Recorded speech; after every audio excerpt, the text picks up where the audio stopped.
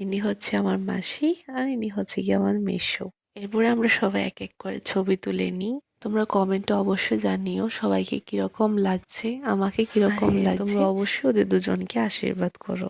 এরপর আমরা বসে গেলাম খেতে। প্রথমে দিয়ে দিল মিষ্টি। মিষ্টিতে আমি সাদা মিষ্টিটাই খাই, অন্যরকম মিষ্টি আমার পছন্দ হয় না, যার জন্য আর ওইগুলোর কথা আমি বলিও নি। এরপরে ভাত ডাল যা যাতে বিয়ে বাড়িতে সবগুলো দিয়েছে, আমি সবগুলো ক্লিপ নিইনি। এখানে খাওয়া দাওয়া করার পর এই ফেমাস জায়গাটাতে ঘুরতে গিয়েছিলাম।